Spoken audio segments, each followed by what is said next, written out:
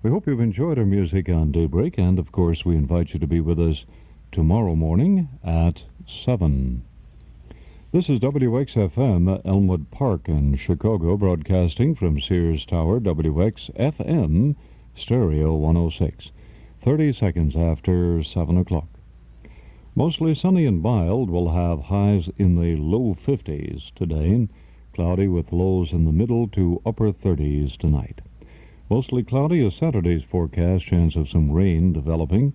Highs will be in the mid-40s tomorrow. And the temperatures around Chicago right now, the upper 30s at the airports, 3 degrees above 0 Celsius. It's 40 at the lakefront, which is 4 above Celsius. Southwesterly winds, 13 miles, and the humidity is about 80%. What do you look for in a new car? Performance, style, selection, comfort, service, a good deal? Well, all of this and more can be yours at Mack Cadillac, 303 West Rand Road in Mount Prospect. Mack has the world's largest display of beautiful new 1977 Cadillacs.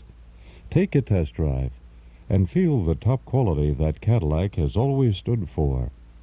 Immediate delivery, no waiting for months. On-the-spot financing and insurance are available, too. Mack Cadillac can lease the car of your choice, too. A luxurious new Coupe de Ville, yours for only $249 a month for 36 months.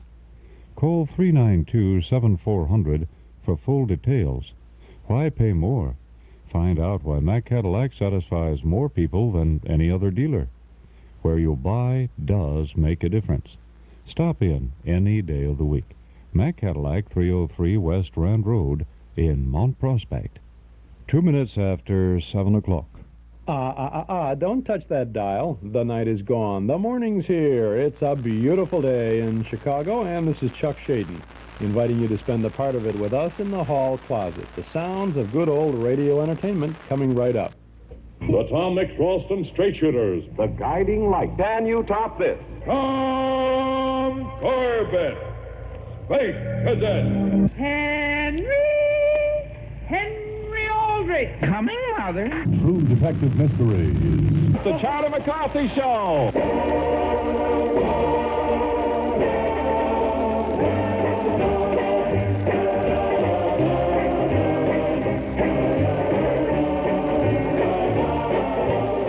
Good morning, Mom, and hello out there in Radio Land. This is Chuck Shaden in the hall closet for Friday morning, February 11th, 1977. Whatever happened to the week, huh? Didn't it roll by fast? Here it is, Friday the 11th of February already. This is a closet filled with Good Friday sounds for you. We always have good shows in the closet, we think, but Friday always seems to be a very special day because we listen to Jack Benny on Friday morning, I think. We have a Jack Benny show for you. We have the great Gildersleeve, and we have, to start off this morning, Abe Lyman and his Californians, a Sunday evening remote broadcast from the Hollywood Palladium on September 13th of 1942. This was on the Columbia Network back in 1942, and Billy Sherman and Rose Blaine are the vocalists on here. Some World War II tunes. 2 tunes, more than 2 tunes, quite a few tunes on this show. It's a really good sound. Abe Lyman was a band leader for Jack Benny for a while. I think perhaps when Benny was in New York once in a while, Lyman would would lead the orchestra for him. This is, as I said, a remote from the Hollywood Palladium, so let's go back to September 13th of 1942. California, here we come.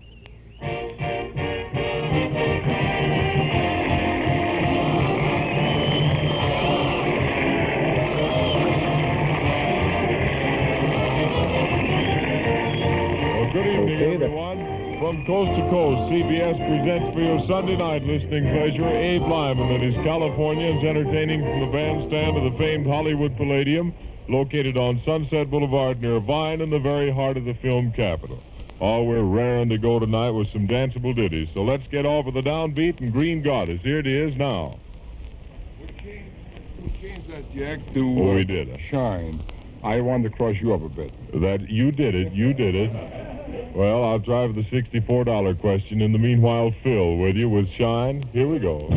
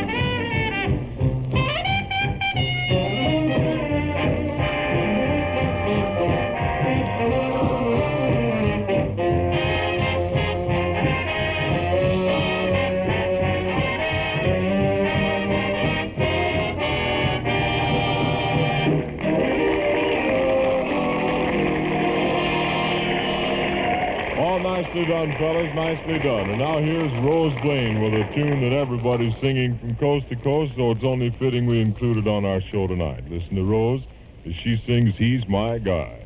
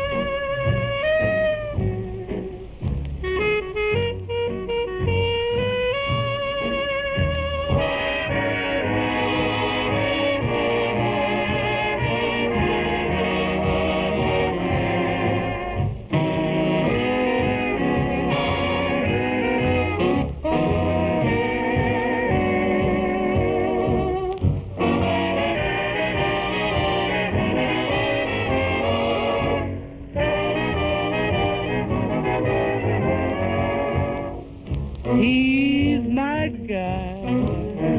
I don't care what he does, 'cause he's my guy. I guess he always was. He's careless about me.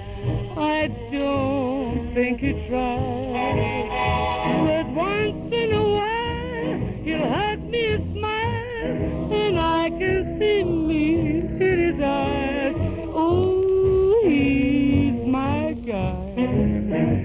I guess he'll always be, and I will try to keep him loving me however he wants me. I'm his until I die. Nobody knows better than I that he's my guy.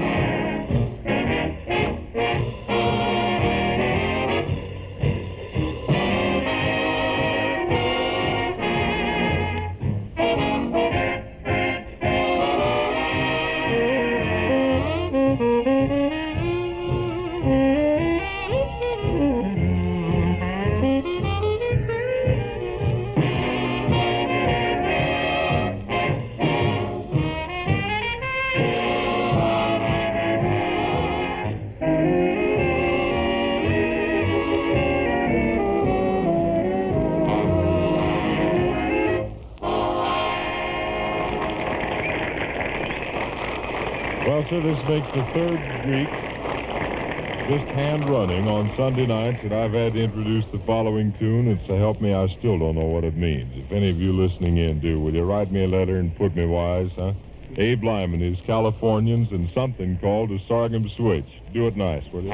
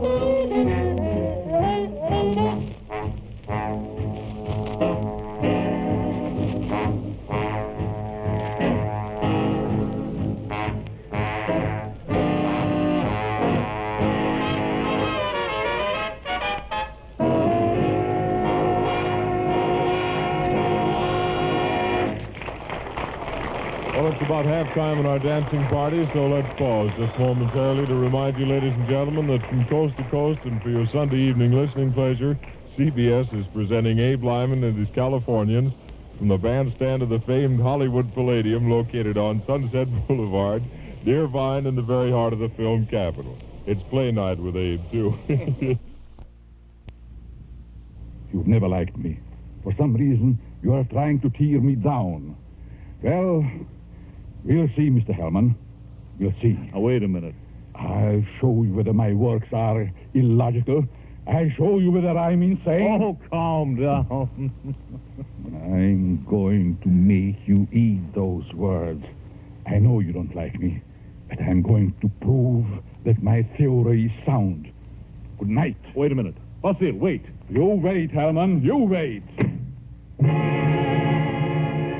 That's Bela Lugosi on our cassette tape of the month for February. Bela Lugosi stars in an exciting suspense drama from 1943 entitled The Doctor Prescribed Death.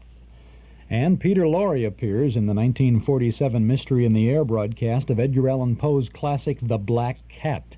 Two exciting mystery dramas this month on a single hour-long cassette tape for only $5 from the Hall Closet, Box 421, Morton Grove, 60053. Lugosi plays a psychologist who tries to transfer suicide to murder, and Peter Lorre is driven to madness and murder by the evils of drink. An hour's worth of great thrills and chills this month on our February cassette tape of the month. $5 from the Hall Closet, Box 421, Morton Grove, 60053. Or you can get your February tape at any of the 5 offices of Northwest Federal Savings, or when you visit our Metro Golden Memory Shop at 5120 West Irving Park Road. Bela Lugosi in The Doctor Prescribed Death on Suspense, Peter Lorre and Edgar Allan Poe's The Black Cat on Mystery in the Air. $5 from the Hall Closet, Box 421, Morton Grove, 60053. Our cassette tape of the month for February. This is Chuck Shaden in the Hall Closet. You're tuned to WXFM 106 on your FM radio dial. If you must wear a uniform or special work clothes on the job, you may be able to take a deduction for them on your tax return. A public service message from the Illinois CPA Society and WXFM. Well, let's go on, musically speaking. Now as Billy Sherman sings, He Wears a Pair of Silver Wings.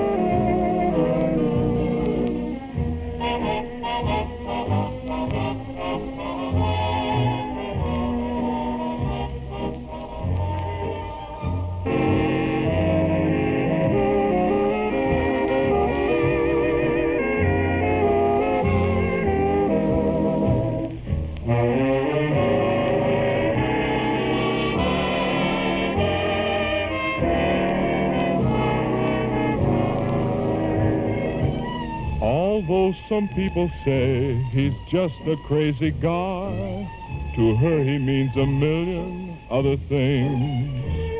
For he's the one that taught that happy heart of hers to fly. He wears a pair of silver wings.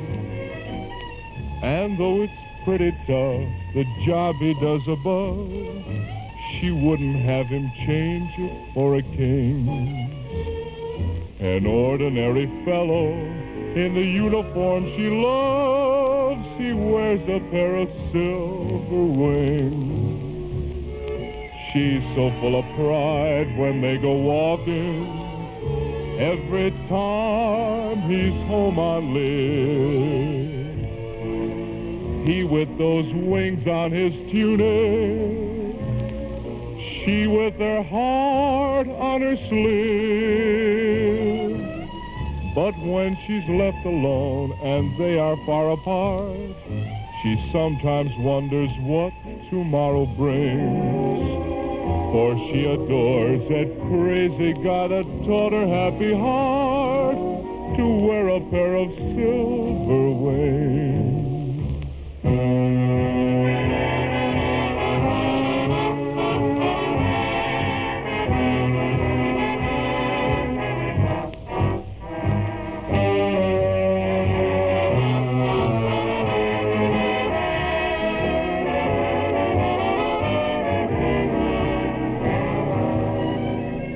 And when she's left alone and they are far apart, she sometimes wonders what tomorrow brings.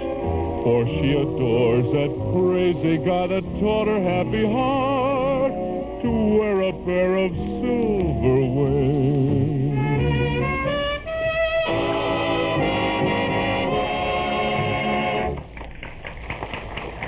Thanks a lot, Billy. That was swell. Encore time means it's street time now, for here's Rose Lane, or Rose Blaine, rather. Let's get that right. To sing her version of Gobs of Love. All right, Rose.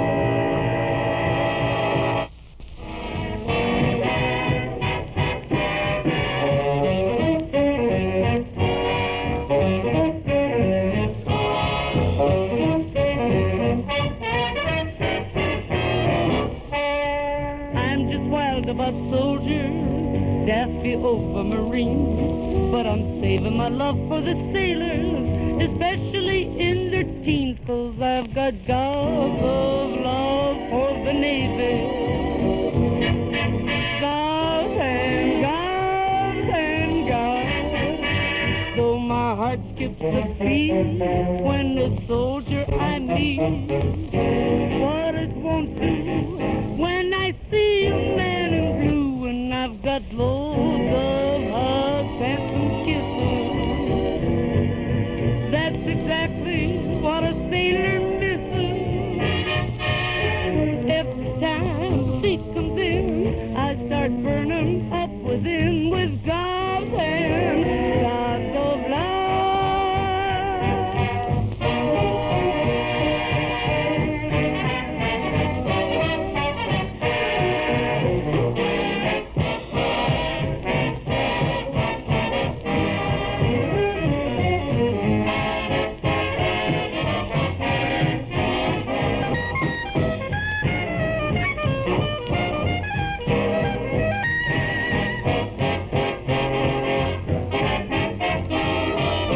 And I've got loads of hugs and some kisses.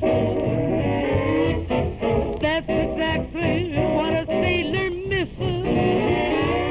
'Cause every time sea comes in, I start burning up within with gobs and gobs of love.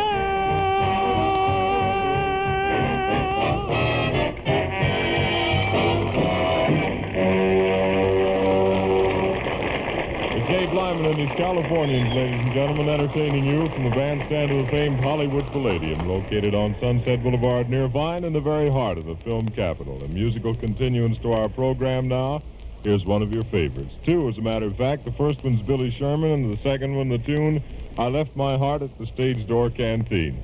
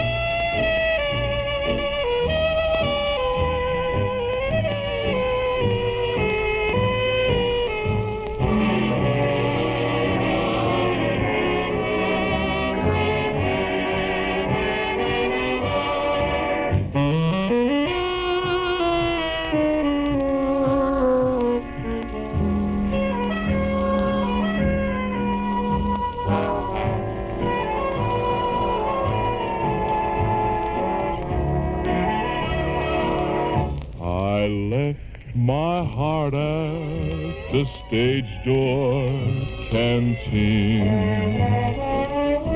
I left it there with a girl named Eileen. I kept her serving donuts till all she had were gone. I sat there dunking donuts till she caught on. I must go back to the army routine. And every doughboy knows what that will mean. A soldier boy without a heart has 2 strikes on him from the start. And my heart's at the stage door canteen.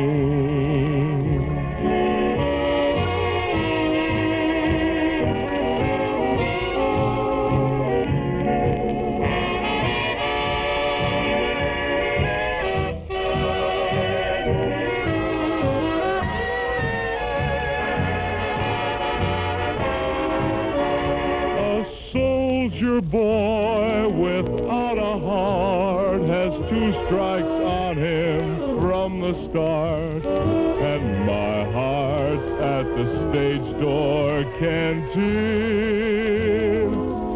I must go back to the army routine.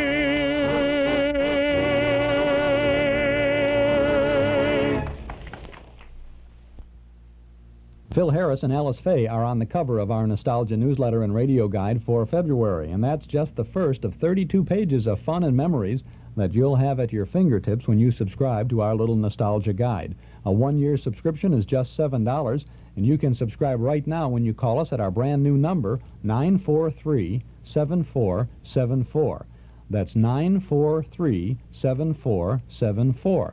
Begin your year of good reading and good entertainment right now. 943-7474. Give us your name and address. We'll begin your subscription with the February issue, which you'll have in just a couple of days, and we'll include an invoice along with that first issue. Page after page of photos and memories from not so long ago, plus the complete listing of our old-time radio broadcast schedule. 943-7474. Now, in our February newsletter, you'll find an article about the making of Rhapsody in Blue, the 1945 screen biography of George Gershwin. Other articles about Inner Sanctum, Leo McCarey, Armed Forces Radio's V-Disc program, Big John and Sparky, and the story of radio in 1942 with a primetime radio log for Chicago on a day in 1942. There's also news of our Memory Club movies, our dime store want ad page, letters from readers, and advance news of a gala citywide Riverview Night of Nostalgia coming up this spring. Subscribe now to our Nostalgia newsletter and radio guide. 943-7474. A 1-year subscription is only $7. You can start bridging the time gap between yesterday and today when you subscribe today and begin the fun with your February issue. 943-7474. Or send $7 to Nostalgia Newsletter, Box 421, Morton Grove, 60053. But if it's easier, just give us a buzz now or anytime today. 943-7474. This is Chuck Shaden with the best of good old radio every weekday morning in the hall closet on WXFM 106 on your FM dial.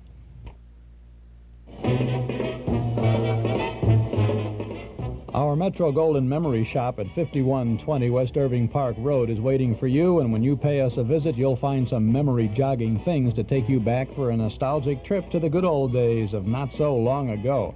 You'll find good new stuff and good old stuff. Tapes, records, books, magazines, cards, gifts, games, and novelties. You'll have a good time remembering Riverview, Saturday afternoon at the movies, rainy days in Monopoly, the big band era, the golden age of radio. Metro-Goldwyn Memories at 5120 West Irving Park Road, just east of Laramie. Come on in and browse for a while. Our MGM shop is open Tuesday and Wednesday from 11 a.m. to 6 p.m., Thursday, Friday, and Saturday till 8, and from 1 to 5 every Sunday afternoon. Metro-Goldwyn Memories, a nice place to visit. 5120 West Irving Park Road, 2.5 blocks west of Northwest Federal, just across the street from Nelson Hirschberg Ford. Metro Golden Memories, the MGM shop.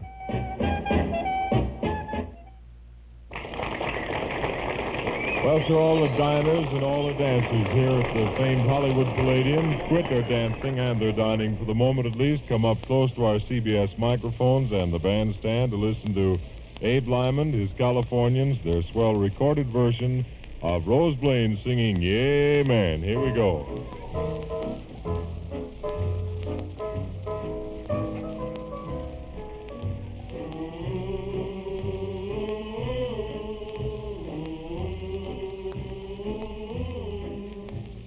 Listen, brother, I've got some preaching to do. And listen, sister, I've got some teaching to do. Now, I've been reading in the good book. Yes, put on my specs and took a good look. And after reading in the good book, well, this is my message to you. Amen. Amen. Amen. Amen. I feel the Spirit will just say amen. Amen. Amen. Amen. Lordy, Lordy, Lordy, Lordy. A two-faced woman and a jealous man is the cause of trouble since the world began. Steal my chicken and my gravy too, but I'd draw the line when it comes to you. Amen. Amen. Amen. Amen. Lordy, Lordy, Lordy. Way down south in Tennessee, I used to sit on my pappy's knee. He said, listen, honey, as you go through life, trouble's gonna stab you like a carving knife. Amen. Hallelujah. Amen. Hallelujah. Amen. You got rhythm, don't need rhyme. Close your eyes and just keep time. I'm the boogie woogie bugle boy from Company B.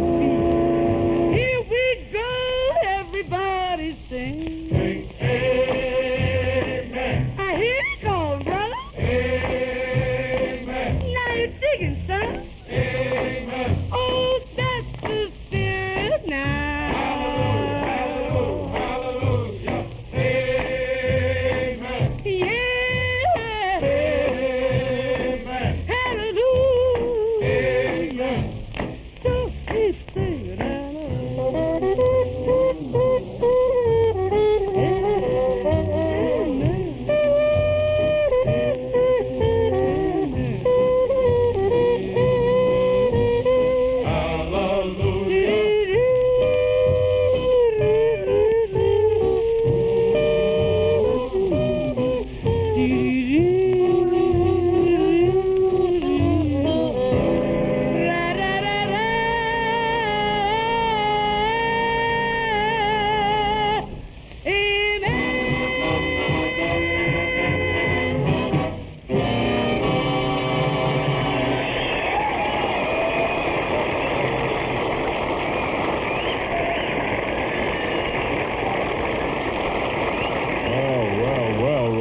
Can't let you get off so easily tonight. So Well, you'll have to buy a record then.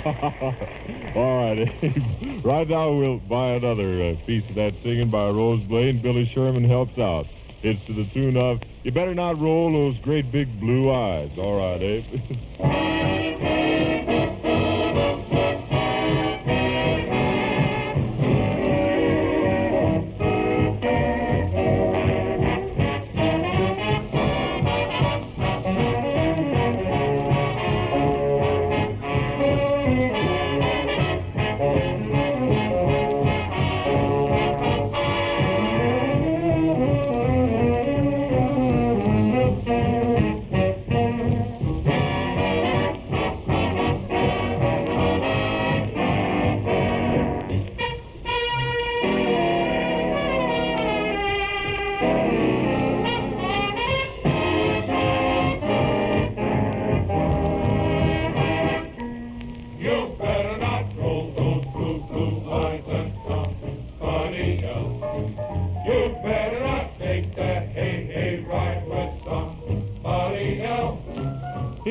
someone new should fall for you, I know you're not to blame. Your heart is true, you love me too, but darling, just the same. Oh, you better not share your front porch with somebody else. You better not watch that big moon with somebody else. If you should find I've changed your mind before you count to three, you better not roll those blue eyes at anyone but me.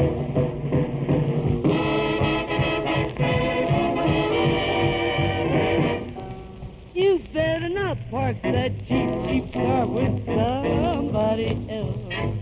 You better not eat that ripe pizza with somebody else.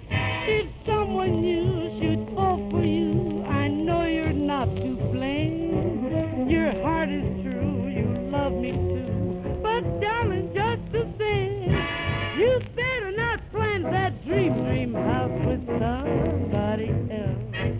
You better not walk that long out with somebody else. Don't let my spy say you're the guy found a rose across the sea. You better not roll those blue eyes at somebody else.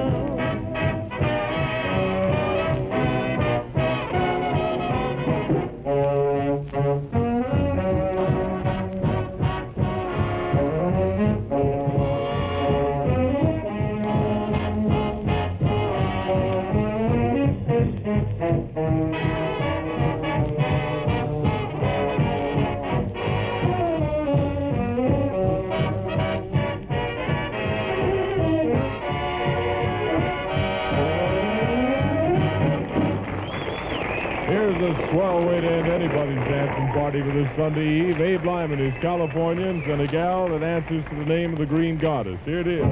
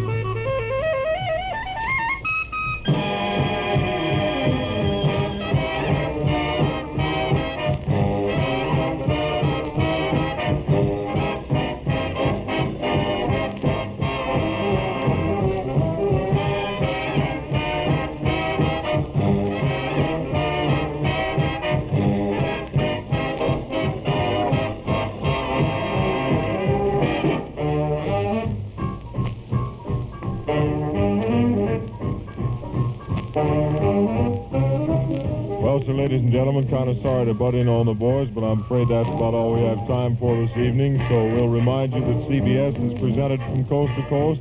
Abe Lyman and his Californians playing for your entertainment from the bandstand of the famed Hollywood Palladium, located on Sunset Boulevard, lying in the very heart of the film capital. Now, until we meet again, this is Jack Gregson saying thanks a lot for listening, and bye now. This is the Columbia Broadcasting System.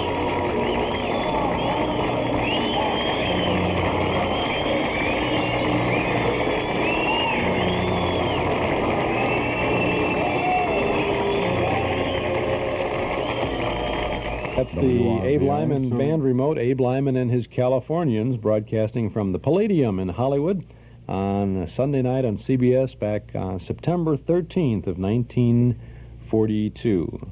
Local station carried that was WRVA. You heard the station identification at the end of that. This is Chuck Shaden here with our station, WXFM 106 on your FM dial. We have all kinds of good old radio shows for you. We've got some interesting things coming up next week, Monday through Friday, here in the Hall Closet. Monday, Spike Jones and the Spotlight Review. The Railroad Hour, Gordon McRae and Mimi Benzel appear in the Desert Song.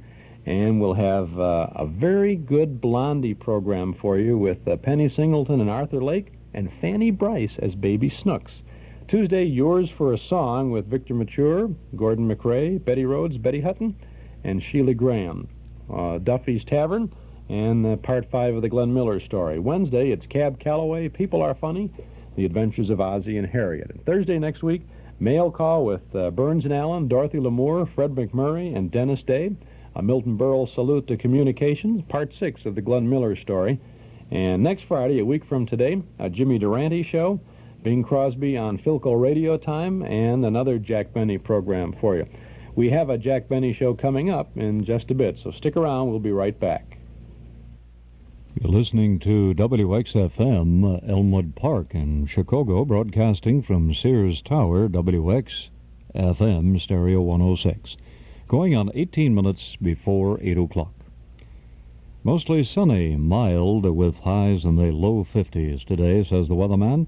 Cloudy with lows in the mid to upper 30s tonight. Mostly cloudy Saturday, chance of some rain. Highs will be in the mid 40s tomorrow.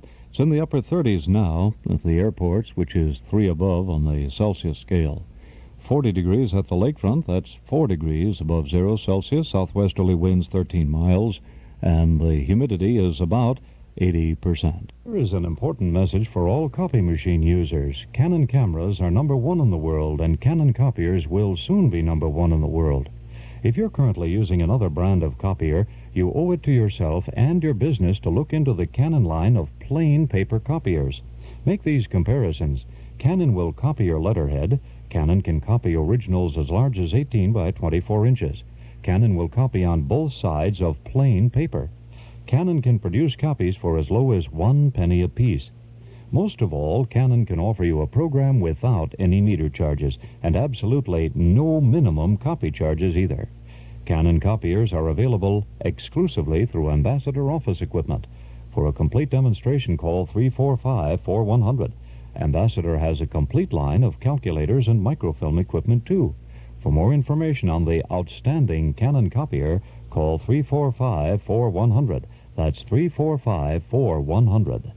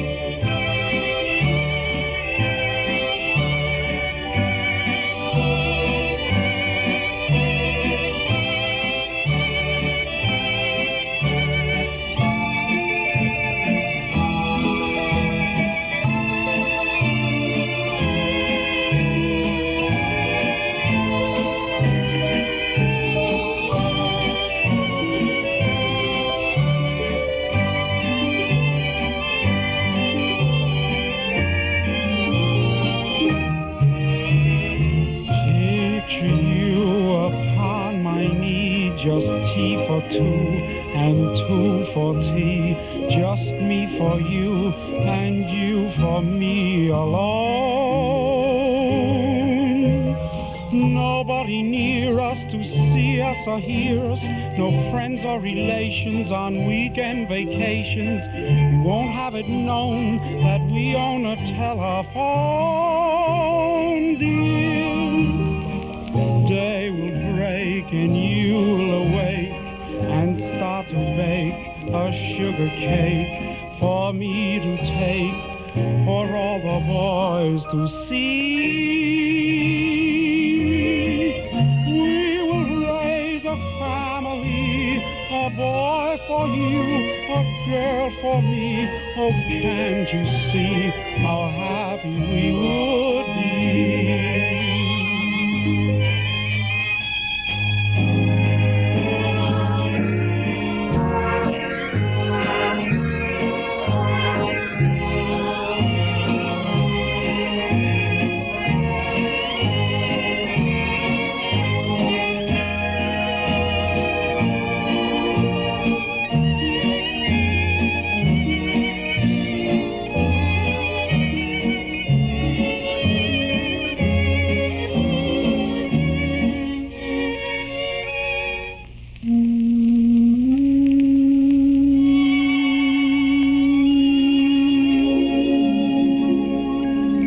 This is Chuck Shaden in the Hall Closet on WXFM 106 on the FM dial. Tomorrow night in the Memory Club, a stellar performance by Jim and Marion Jordan on the silver screen as Fibber McGee and Molly in Heavenly Days from 1944. The Lord and Master of 79 Wistful Vista becomes the average man as he goes to Washington to give some Wistful Vista advice to the senatorial fraternity. I think you'll have a good time with our movie. Doors open at 7:30. Film begins at 8 o'clock. Dues are $1.25 a meeting, payable at the door. I'll be there, and I sure hope you will join us for Heavenly Days with Fibber McGee and Molly tomorrow night in the Memory Club in the community room at Northwest Federal Savings. Well, now it's time for our Jack Benny Show as we take you back to March 23rd of 1952 with Jack and Phil Harris and Mary Livingston, Don Wilson, Dennis Day. All the regulars are in here, Mel Blanc, Frank Nelson, and Sheldon Leonard. Let's tune in to the Jack Benny Show.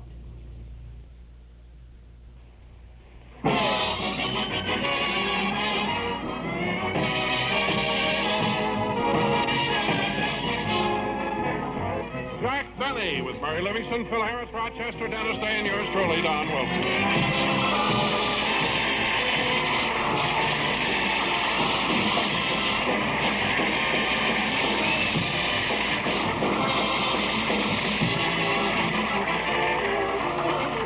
And now, ladies and gentlemen, let's go out to Jack Benny's house in Beverly Hills. At the moment, our little star is shaving. See, my beard feels kind of tough this morning. I wish this was April 1st so I'd put in a new blade.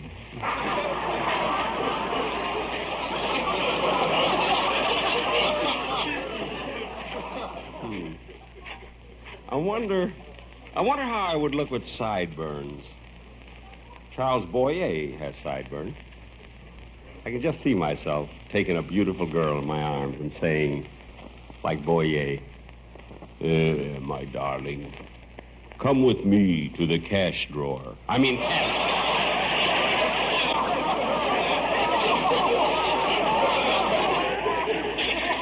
maybe I ought to just shave and forget it. Hey, that must be Mary. I don't know why I want sideburns anyway. That fella on television who calls himself the Continental, he doesn't have them. Boy, is he romantic. That's the type I am. The Continental.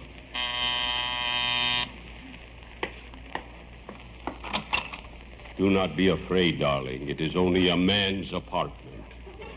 Jackson, open up your baby blues. Oh, it's you, Phil. Oh, say, Phil, who am I imitating? Well, do it again. Do not be afraid, darling. It is only a man's apartment. Barry Leone.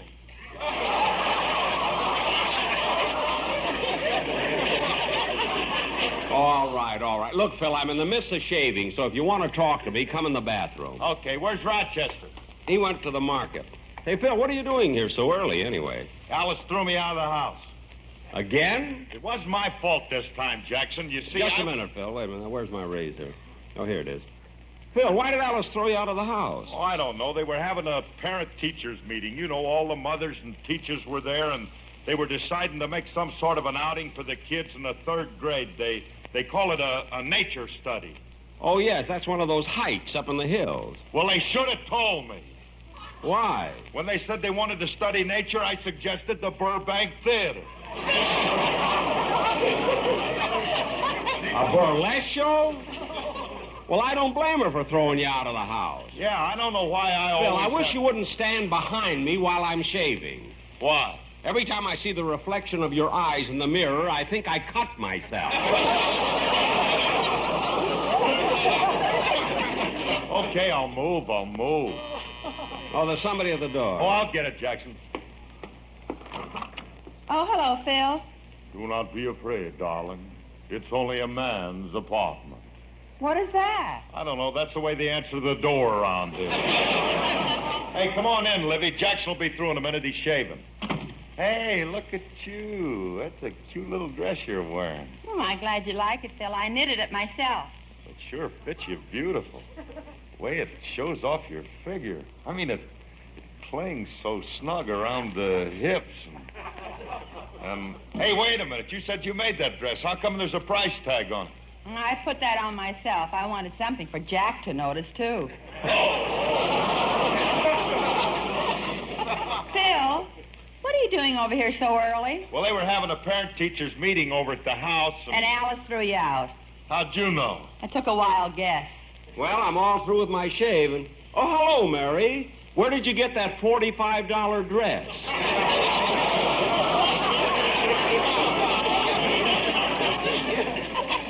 You see, Phil, I told you. Told him what? Nothing. Hey, Jackson, that's a new suit you're wearing, ain't it? Yep, and I got a bargain, too. You know, walk up one flight and save $10. Where'd you buy that one? On top of Old Smoky? Well, for a fellow who was thrown out of the house this morning, you're certainly... Hello? Hello, is this Jack Benny? Yes. Well, Mr. Benny, my wife and I are having a big argument, and you can help us settle it. Me? We bought a copy of Look magazine, and your picture's on the cover. That's right. How old are you? 39. 39? Yes. You win, Mabel. Them wrinkles must be in the paper.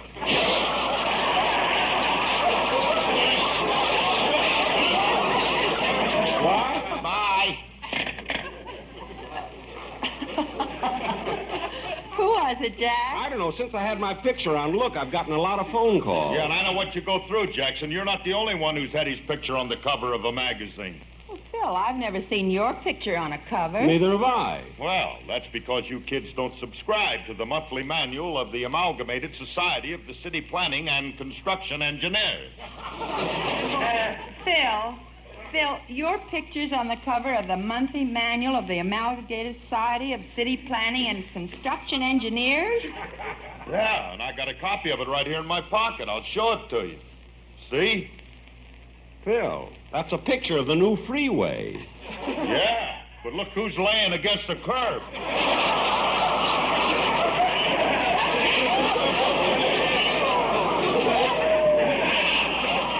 Well, Phil, if that's you, this picture certainly has an appropriate caption. Landmarks of Los Angeles.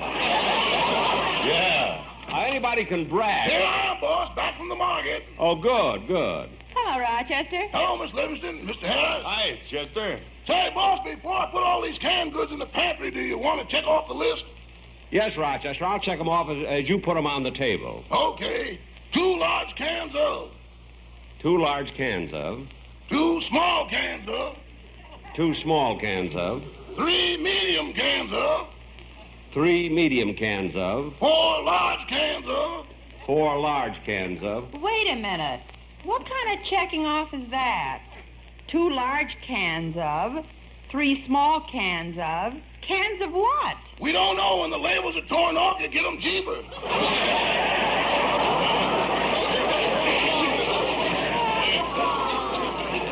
Oh, for heaven's sake. Imagine buying canned goods without labels on them. When we sit down to dinner, it's like a mystery program.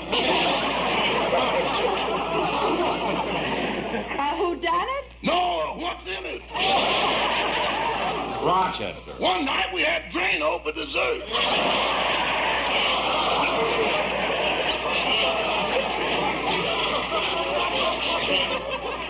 Well, now I've heard everything. Imagine buying canned goods without labels on them. Isn't that silly, Phil? I wouldn't know. I'm a bottle man myself. Rochester, just put the things away. Okay, boss. And I bought you a new pair of woolen mittens like you asked for. Woolen mittens? What's that for, Jackson? Well, as soon as I get a chance, I'm going up to Big Bear to do some more skiing. You know, Mary went up with me a few weeks ago. Well, Jackson, I didn't know you could ski. Are you kidding? I've been skiing for years. Of course, I haven't got perfect form, you know. In fact, the last time I came down the slide, took off, and sailed through the air, I did flap my arms a little too much. A little too much. A duck hunter took a shot at you. Duck hunter. You'd still be out there if a retriever hadn't brought you back. Oh, don't be so smart. If we go up in the snow again next week, I'll show you how good that... Come in. Well, Don, Dennis, come on in. Go ahead, Dennis. You go first. Oh, no, Don. You go first. Oh, you go first, Dennis. No, Don. I'd rather you go first. Look, fellas. Dennis, please go first. No, Don. I insist that you go first. Oh, for heaven's sake, what's the matter with you guys? Why are you so polite to each other? We both have 2 shows. That's the silliest thing I ever heard. Now, come on in. Boy, does that outfit bring out the curves, the way it clings around the hips. Oh, you noticed it too, eh, Dennis? Yeah, Mr. Benny's wearing a new suit.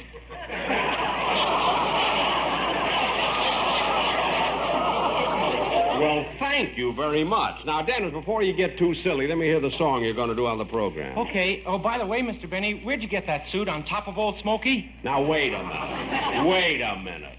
Bill Harris just said that. Well, that's funny. At rehearsal, I had the joke. What happened? I don't know how anything happened. Just sing your song.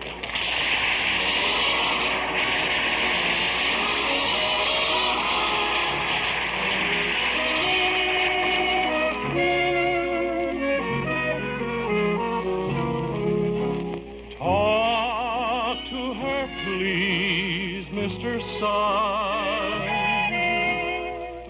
Speak to her, Mr. Rainbow, and take her under your branches, Mr. Tree.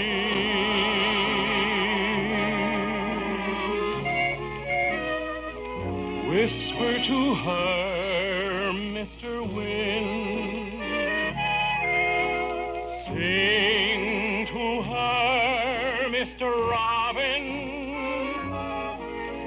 And Mrs. Moonlight, put in a word for me.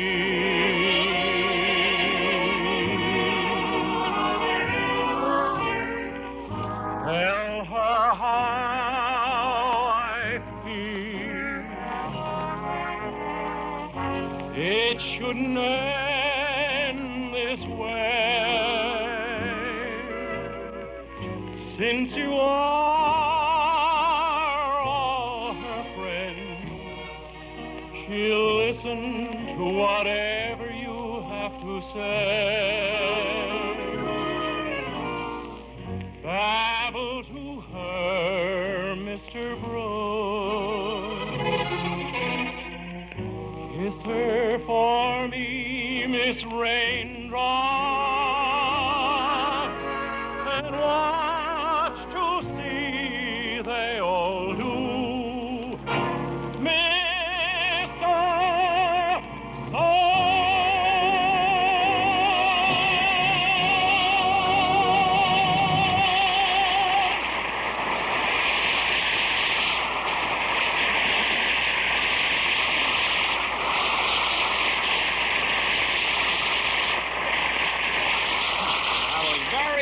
Dennis. Very good. Don't you think so, Don? Oh, yes, Jack.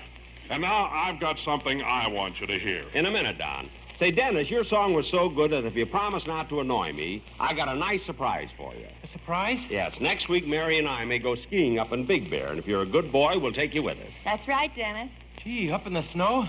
Yeah. Have you ever been up to Big Bear, kid? Oh, I haven't, but a few weeks ago, my mother went up there on a hunting trip.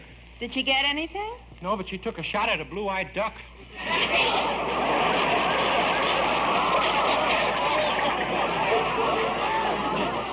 Oh, she did, eh? Yeah, and she couldn't understand it. Her retriever came back with a toupee. Dennis, that duck your mother thought she was shooting at was me. Oh. You're listening to The Whole Closet with Chuck Shaden as your host on WXFM, Elmwood Park in Chicago, broadcasting from Sears Tower, WXFM, Stereo 106. It's 8 o'clock. We'll get back to The Whole Closet and Chuck Shaden right after this. No, I neither expect nor solicit belief for this wild story. I would be mad to expect it yet. Mad I'm not, and very surely I do not dream. But while there is still time, I don't know why, I feel compelled to report a series of mere household events and their consequences. These events have terrified, have tortured, have destroyed me. Perhaps some are more calm, more logical, but certainly far less excitable than I will be able to explain them. I cannot. I can only tell you the facts, and that I have to do today because tomorrow I die. That's Peter Lorre on our cassette tape of the month for February. Peter Lorre stars in the 1947 Mystery in the Air broadcast of Edgar Allan Poe's classic The Black Cat. And Bela Lugosi stars in an exciting suspense drama from 1943 entitled The Doctor Prescribed Death. Two exciting mystery dramas this month on a single hour-long cassette tape for only $5 from the Hall Closet, Box 421, Morton Grove, 60053. Bela Lugosi plays a psychologist who tries to transfer suicide to murder, and Peter Lorre is driven to madness and murder by the evils of drink. An hour's worth of great thrills and chills this month on our February cassette tape of the month. $5 from the Hall Closet, Box 421, Morton Grove, 60053. Or you can get your February tape at any of the 5 offices of Northwest Federal Savings, or when you visit our Metro Golden Memory Shop at 5120 West Irving Park Road. Bela Lugosi in The Doctor Prescribed Death on Suspense, Peter Lorre and Edgar Allan Poe's The Black Cat on Mystery in the Air. $5 from the Hall Closet, Box 421, Morton Grove, 60053. Our cassette tape of the month for February. This is Chuck Shaden with the Hall Closet full of old-time radio shows every morning here on WXFM 106 on your FM dial.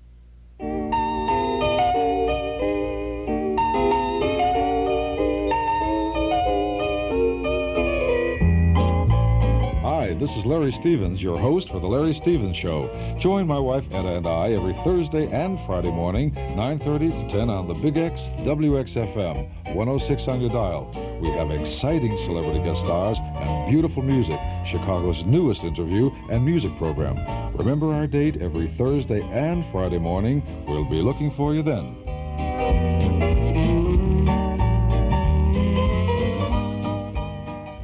Now, Don, what's on your mind? Well, Jack, I have to leave, so I want you to hear a very clever... Oh, pardon me, Don. Hello? Who's calling? Sam's Supermarket? He did? Oh, well, thanks very much. Oh, Rochester? You call me, boss? Yes, the clerk at the market called and said that when you were there, you left one large can of on the counter. Shall I go get it? Well, certainly. It might be something we like. Okay. Now, Don, what is this clever idea that you... Oh, say, boss. Now what? We're going to have to get a puppy. Why? The last can I opened up was ideal dog food. Dog food? This time I found out before I put the poached egg on it.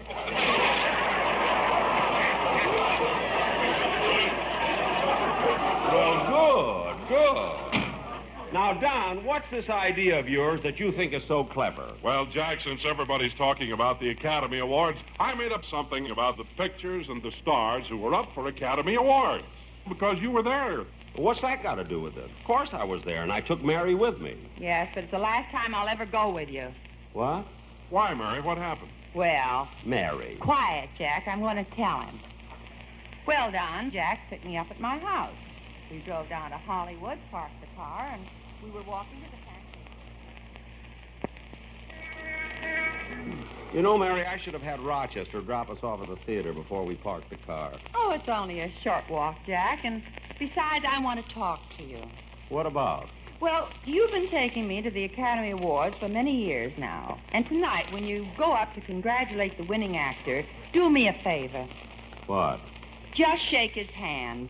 Don't say, lucky for you, I didn't make a picture this year. When did I ever say that? You started with William S. Hart. I did not. Say, Jack, I want to step into this drugstore and get some cough drops. Have we got time? Oh, sure.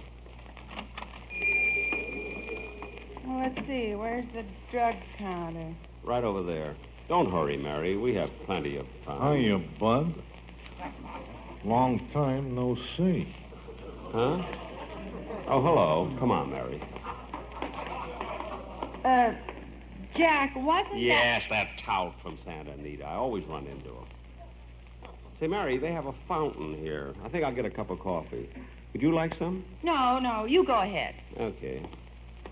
When you say I beg your pardon, then I'll come back to you. Bud. Bud. Huh? Come here a minute.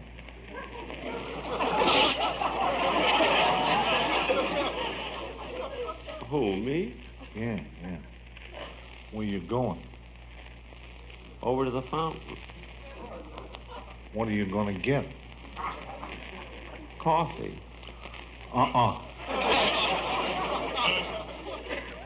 What? Get milk. But I want coffee. Coffee hasn't got a chance. Why not? Wet grounds.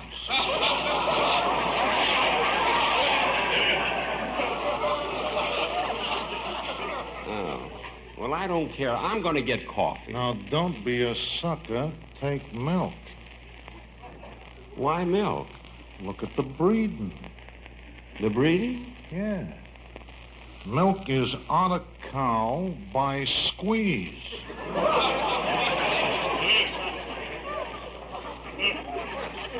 I don't care. I don't want milk. Oh. Look, Bud, if you don't let it get around, I got something really good. What? Ovaltine.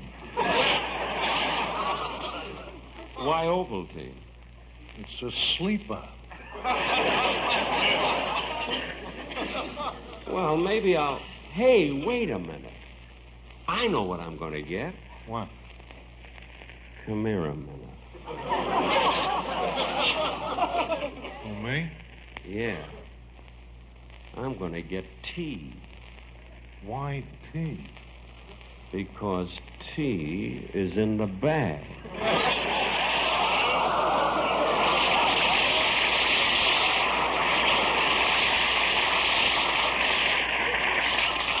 Well, okay, it's your dough. So long. So long.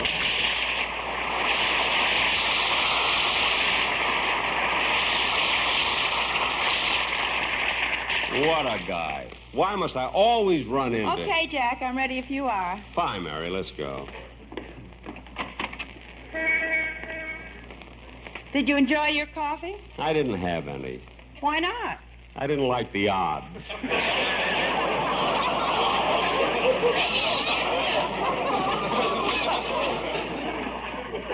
Jack! What are you talking about? I don't know. Come on, Mary. Here's the theater. Gee, the lobby's crowded. Yeah, everybody in pictures seems to be here. Boy, these Academy Awards are really something. Look who's here. Danny Kaye, Betty Davis, Marlon Brando. And there's Irene Dunn, and Joan Crawford, Arthur Kennedy, Gene Autry.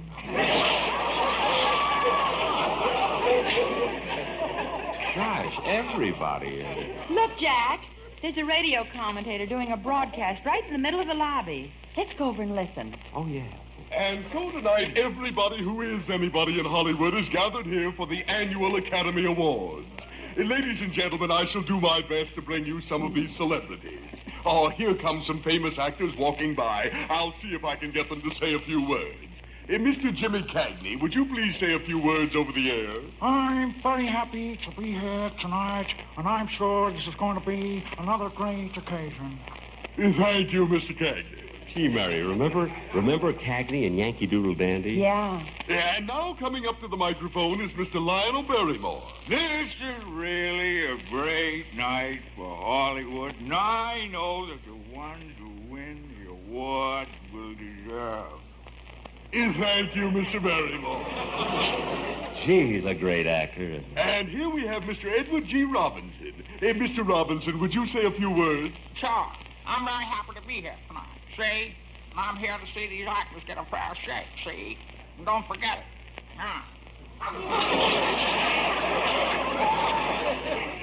Thank you, Mr. Robinson. Hey, he's tough, isn't he? And now Mr. Gary Cooper. Yup. Gee, Mary, I had no idea that Gary Cooper was that tall. Neither did I. And he's so distinguished. Look how gray his hair is. Jack, that's snow. Oh, he really is tall, isn't he? Ah, ladies and gentlemen, we are indeed fortunate. Coming up to the microphone is one of the candidates for the Best Acting honors, Mr. Humphrey Bogart, nominated for his splendid performance in African Queen. Tell me, Mr. Bogart, do you think there's any chance of your not winning the award tonight? Ooh, I only asked. Well, how do you like that? Say, Mary, I wonder if he's going to interview me, too. Quiet, Jack. Jimmy Stewart is walking up to the microphone. Jimmy Stewart? Mr. Stewart, would you please say a few words to the radio audience? Ladies and gentlemen, Mr. James Stewart. Oh, well, yes. I'm very happy to be here tonight. Mr. Stewart, before you go, I'd like to ask a few personal questions. Didn't you recently have twin girls? Oh, well, yes, I did. That is, my wife did. Yeah. They're the cutest things, but so confusing. What do you mean confusing? Oh, well, last week I bought them a little horse, and they take turns riding it. And it's kind of hard for me to tell which twin has the pony.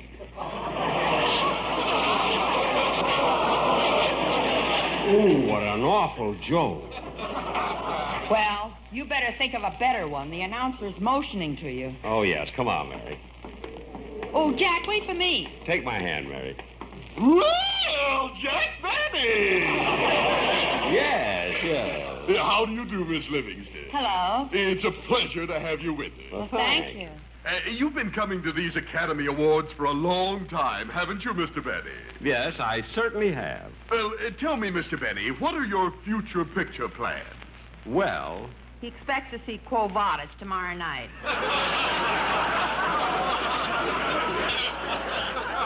Mary, please, this is an interview. Mr. Benny, the last picture you made was a Western called The Horn Blows at Midnight, wasn't it? A Western? Yes, I was at the preview and I remember hearing gunshots. That was the Warner Brothers. Fortunately, they missed each other. Now, Mr. Benny, would you care to make any predictions as to who will win the Oscars here tonight? No, there are so many wonderful actors and actresses up for them, but in the musical awards, if the song I wrote... Thank you, Mr. Benny. What a song. When you say I Mr. think... Benny, get away from the microphone. Then I'll come back to you. Mr. Benny. When you ask me to forgive you, I'll return. Mr. Like Benny. the swallows at Serrano. Mr. Benny. Return Get away to from this Capistrano. microphone. Stop pushing. For you, my heart Mr. will Benny, always get away from this microphone or I'll punch you right in the nose. Take your hands off me. Now, get away. Cut that out. Now, what are you doing? I told you to get away from here. I don't care what you told me. Jack, come on. Okay. Oh, there he is, girls. Very he is. Mr. Brando. Mr. Brando, may we have your autograph? I'm not Marlon Brando. The announcer just ripped my shirt. Come on, Mary, let's go in.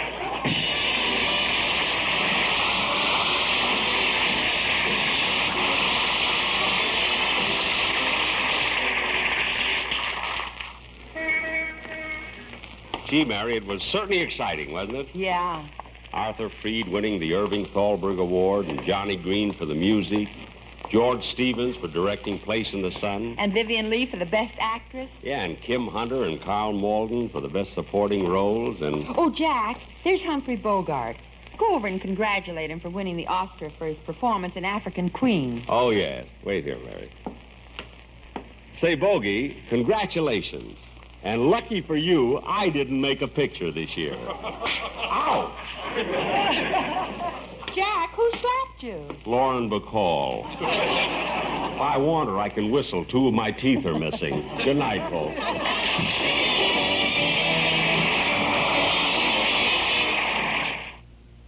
It's the Jack Benny program from March 23rd of 1952.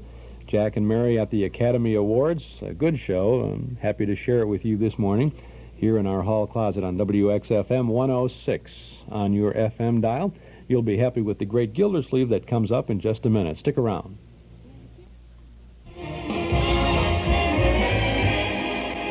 Need copies of that sales presentation? Call Letter Shop. Does that letter have to be duplicated umpteen times? Take it to Letter Shop. Does your printing have to be reduced as well as reproduced? Letter Shop will do it. How about enlargements? No problem for Letter Shop.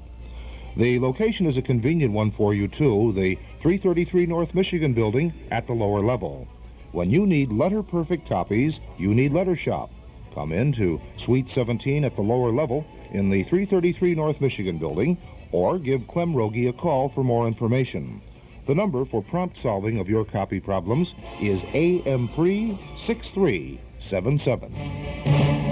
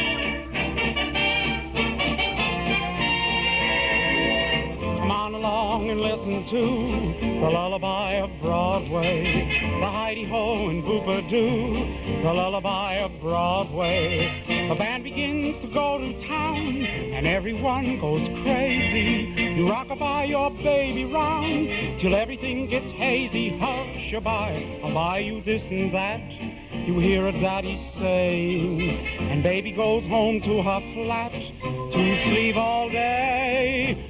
Good night, baby. Good night. Milkman's on his way.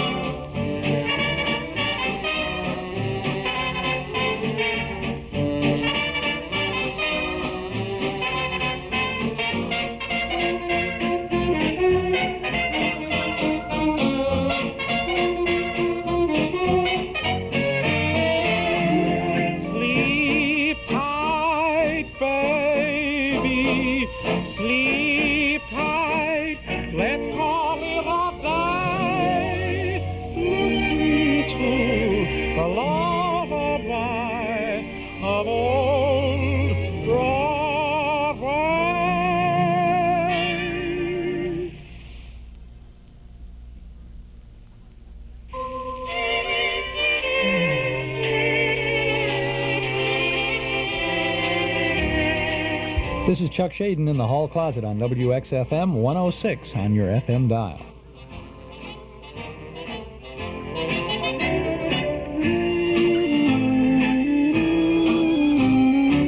If you're a contractor, builder, or one of the vast general public, and you're looking for the best source of supply for any item of lumber, millwork, insulation, wall paneling, roofing materials, or oak, maple, and fir flooring, you want to buy the highest quality at the lowest possible prices. You want a wide selection from which to choose, and you want courteous service and prompt delivery.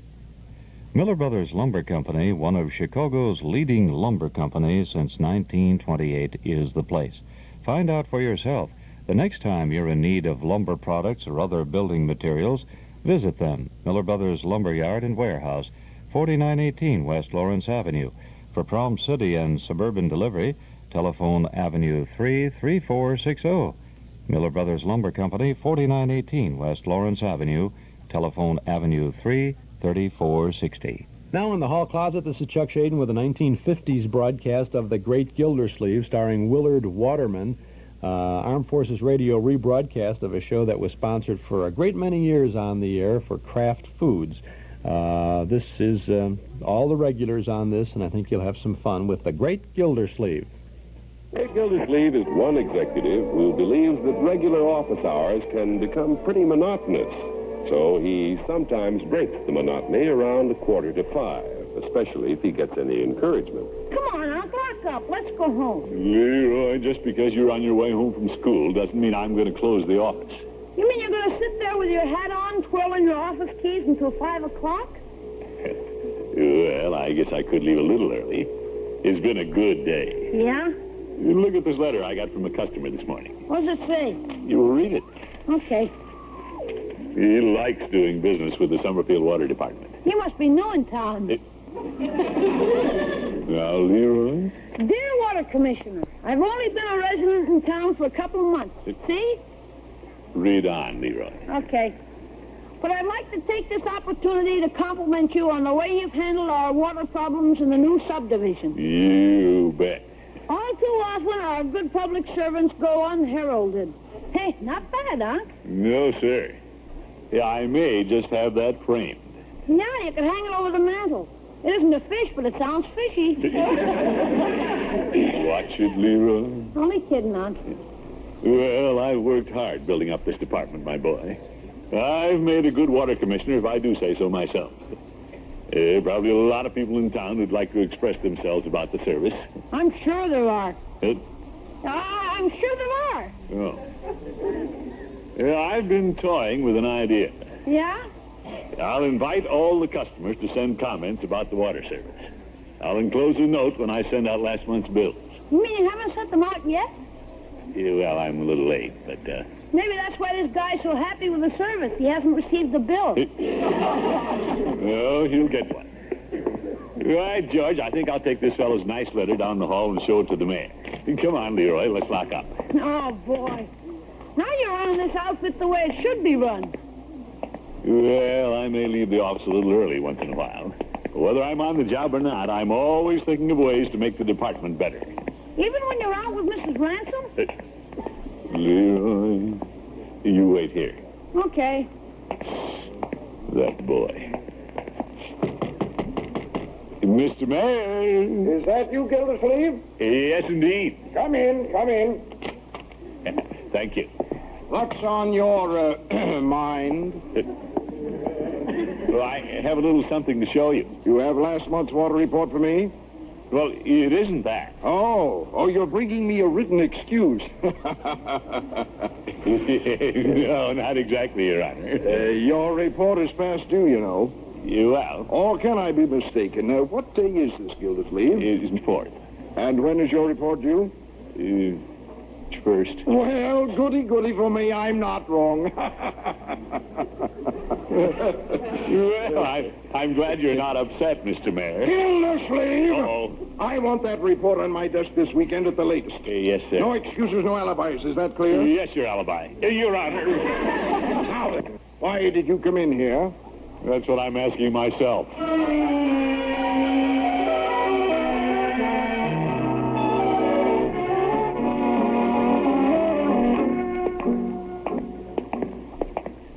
fellow, the mayor sure has a big voice, Unc. I could hear him way down the hall. Yes, yes. Was he yelling for joy when you told him your great idea? Well, I didn't like his attitude and decided to keep it to myself. You run along home, Leroy. I'm stopping at Mrs. Ransom's a minute.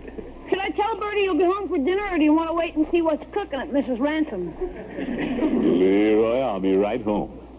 I just want to tell her I have to work tonight. Okay, see you later, Unc. Goodbye, my boy. Yeah, I hate to do it, but I'll have to break my date with Leela to get out my report. Well, I've been later than this, and the mayor hasn't growled. Besides, he knows I haven't had a secretary since that day Bessie went down for a malt and never returned. Martin. Hello, Leela. Come in. Yeah, thank you. Oh, I didn't expect you until later. Or did you come to take me out to dinner? Well, I'm afraid we'll have to call everything off this evening. Oh? I have to burn the midnight oil. You can do that with me. What? Throckmorton, wouldn't you rather spend the evening with Leela than with those soggy old water bills? Now, Leela, don't put the pressure on the water commissioner. Oh, I wouldn't think of it. I wonder what that good-looking intern is doing tonight. Leela. I'm just teasing, Throckmorton. Good. Of course, I'm disappointed. But if you have to work, I'll stay home and work, too. Yeah? Knitting a sweater? No, I'm just paying my bills. Are those your bills? Your desk looks as loaded as mine. I always have such a time keeping my account straight. Now, look at this telephone bill. Isn't that awful? Well, you do a lot of talking, Leela. Of course, a lot of people call me, but I shouldn't be charged for that. You aren't. I suspect I pay for most of those incoming calls. Don't I? Throckmorton, I've got news for you. If I got calls from only one beau, I'd have my phone taken out. Oof. Now, what if they put on this bill? Yeah, let me see. Have they added the unit messages to the toll calls? Well, of course, Leela. Well, I'd better check them on that. Let me see here. 4 and 8 are 12 with 1 to carry. Then 1 and 2 are 3 plus 4 makes 8.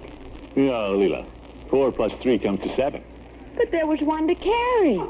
Yeah, but you added the 1 to the 2 to make 3. Well, then why didn't I get 7 like you did? Yeah, I better run along home, Leela, so I can get back to the office. Oh, you poor man. Throckmorton, I have an idea. Oh? Why don't I come down and help you with your figures tonight? Oop. It's a nice thought. But you have enough to do right here. Oh, but I'm tired scrambling my figures, Throckmorton. I want to come down to the office and help scramble yours. I'm sorry, Leela. The mayor is too hard-boiled. I don't want to dish him up anything scrambled.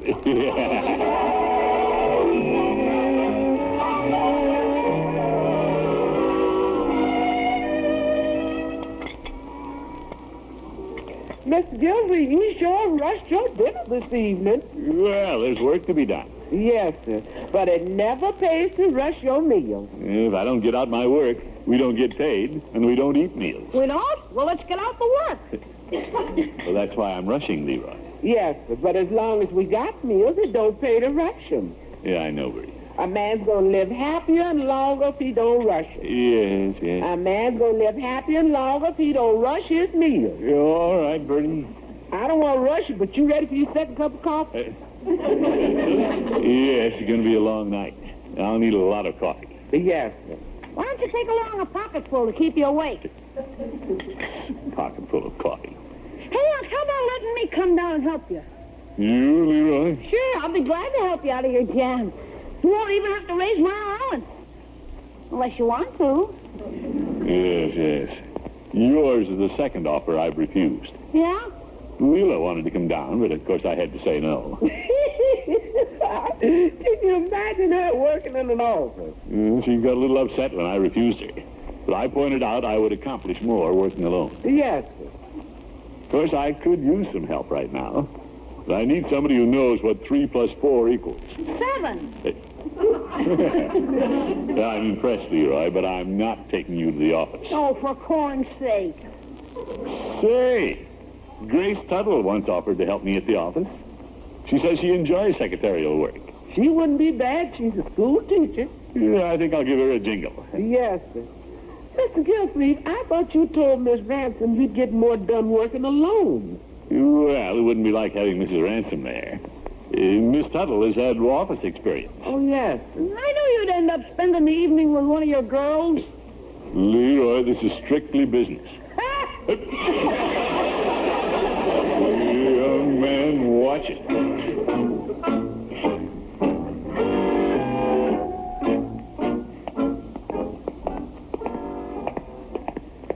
Nice of you to come down and help me tonight, Grace. I'm sure it'll be very interesting, Throckmorton. I've never seen your office. We're coming to it. Oh, it's way in the back? Well, it is this side of the broom closet. Now, here's the mayor's office right there.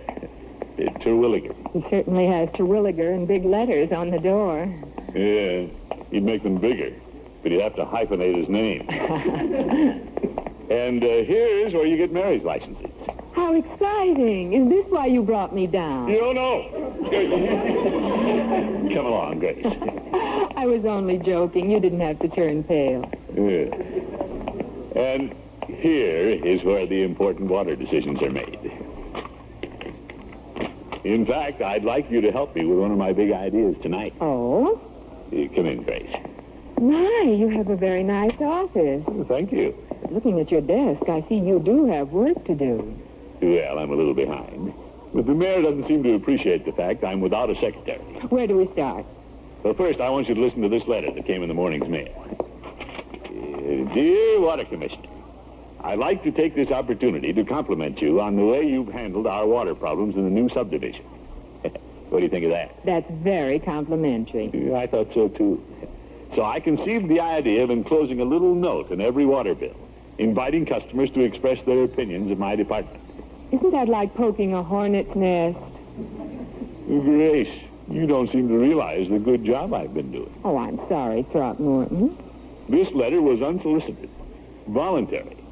Think of the flood of mail I'll get if I give the customers a little prod. That's what I'm thinking about.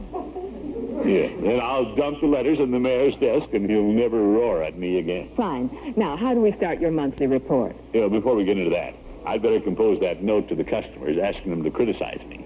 I've never known a man with such a low threshold of fame. What? Never mind, Throckmorton. Start composing. Oh, well, let's see.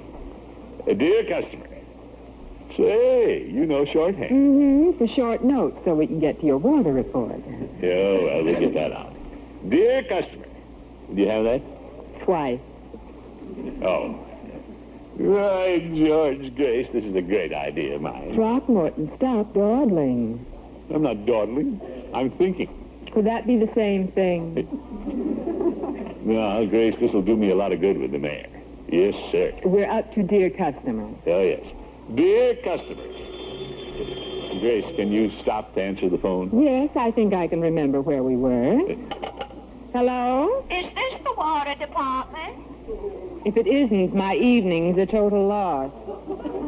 Is that you, Grace Tuttle? Yes, it is, dear. Dear? A mutual friend of ours. Grace, let me talk to Throckmorton. Just a moment. Are you in, Throckmorton? Oh, yes. Always glad to talk to a mutual friend. Catch. Grace, you shouldn't toss the receiver. I never hold a hot potato very long. Hello? Throckmorton T. Gildersleeve? Mila. Is this what you call working alone? Well, I thought as long as I could get some competent help. Well, I never. Grace is a school teacher, you know. School was out at 4 o'clock. But... What about my offer to help? Now, Leela, let's face it.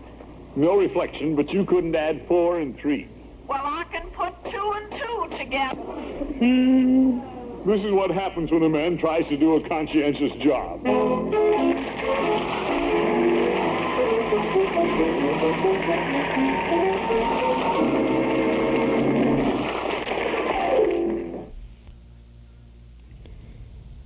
listening to The Hall Closet with Chuck Shaden as your host on WXFM, Elmwood Park in Chicago, broadcasting from Sears Tower, WXFM Stereo 106.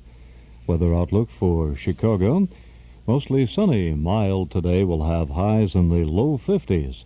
Cloudy with lows in the mid to upper 30s tonight. Mostly cloudy Saturday, chance of some rain. Highs in the mid 40s tomorrow.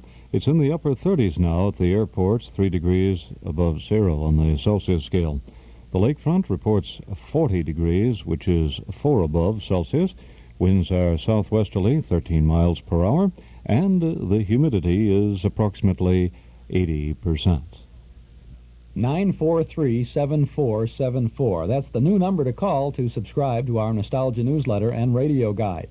Phil Harris and Alice Faye are on the cover of our February issue, and that's just the first of 32 pages of fun and memories that you'll have at your fingertips when you subscribe to our little Nostalgia guide. A year's subscription is only $7. You can subscribe right now when you call that new number, 943-7474. Just give us your name and address. We'll begin your subscription with the current February issue, which you'll have in just a few short days, and we'll include an invoice along with that first issue. You'll get page after page of photos and memories from not so long ago, plus the complete listing of our old-time radio broadcast schedule. 943-7474. It's loaded with articles from and about the good old days of not so long ago. Subscribe now to our Nostalgia newsletter and radio guide. The new number, 943-7474. A year's subscription, just $7, and you can start bridging the time gap between yesterday and today when you subscribe now and begin the fun with the February issue. 943-7474. If you like, send $7 to Nostalgia Newsletter, Box 421, Morton Grove, 60053. But if you've got a minute, then give us a buzz now or any time that's convenient. 943-7474.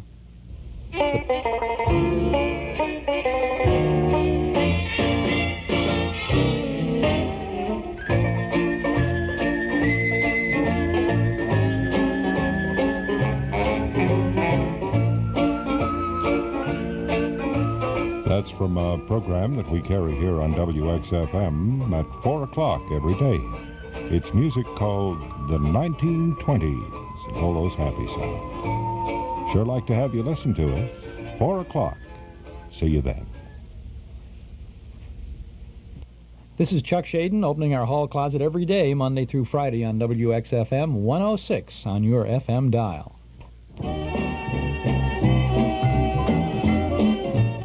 Our Metro Golden Memory Shop over at 5120 West Irving Park Road in Chicago is ready to serve you with a generous helping of memories from and about the good old days of yesteryear. You'll find a complete selection of big band, personality, and soundtrack recordings, as well as those great old-time radio shows on cassettes, 8-track tape, and on LP records. We offer books and magazines about the stars and the days gone by, plus nostalgic jigsaw puzzles, games, cards, gifts, and novelties. An amazing selection of memorabilia, giant one-sheet movie posters, theater lobby cards, photos, magazines, Riverview, theater and railroad scenes, and lots more. At Metro Golden Memories, 5120 West Irving Park Road, just east of Laramie. Come in and browse. Our MGM shop is open Tuesday and Wednesday from 11 a.m. to 6 p.m., Thursday, Friday, and Saturday till 8, and every Sunday from 1 to 5. Come in and see all the goodies at Metro Golden Memories. 5120 West Irving Park Road, 2.5 blocks west of Northwest Federal, just across the street from Nelson Hirschberg Ford. Metro Golden Memories, the MGM shop. Hi, Unc. Good morning, Leroy. Did you and Miss Tuttle get any work done at the office last night?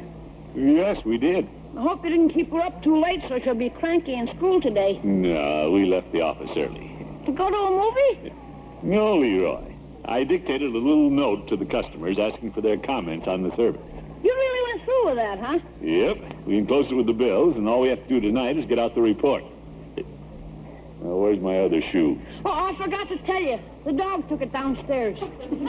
Oh, my goodness. Well, I've been teaching him to retrieve. He gets confused. Well, I hope he didn't bury it under the house. Let's go downstairs and look for it. Okay. Dog, where are you? Here, boy! Here, boy! Excuse Yes, Bertie. Here's your shoe. Oh, just looking for it. Thank you. Bertie wrestled the dog for it. Bertie won 2 out of 3 falls.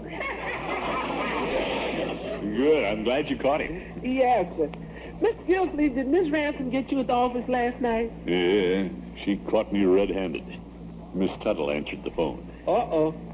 Good, I'll fix that up. I'm going to invite Mrs. Ransom to lunch. Yeah, I know how to handle women. Spend money on them, huh? Well, these things have to be smoothed out. Where are you taking her, to the crystal room? No, my boy, I can't spare the time from the office for a long, expensive lunch. I'm taking her to Peavy's. Oh, you're going to feed her the bologna there.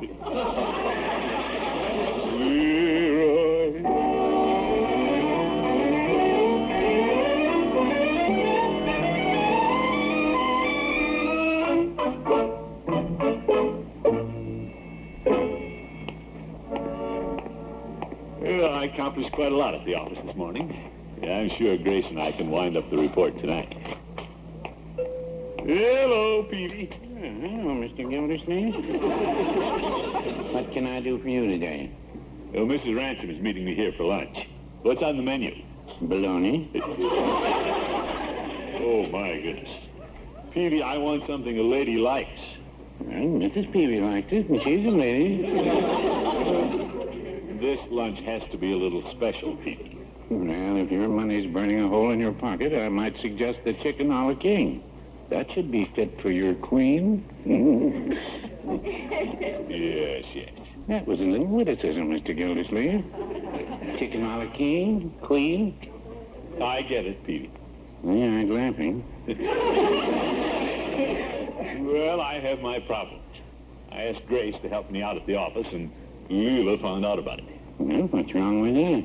Leela volunteered first, and I told her I was going to work alone. My. And I'm still glad I asked Grace. We got all the bills out last night. Yeah, I received mine this morning. Peavy, what's so funny? Mr. Gildersleeve, I've spent quite an amusing morning composing an answer to your request for criticism. Well, Peavy, you know there are 2 kinds of criticism, good and bad. You should have thought of that before you sent these things out. Oh. Now, how did this sound, Mr. Gildersleeve? I, for one, have no gripes. Good. About the drip in charge of the pipe. Yeah, I thought that was pretty good.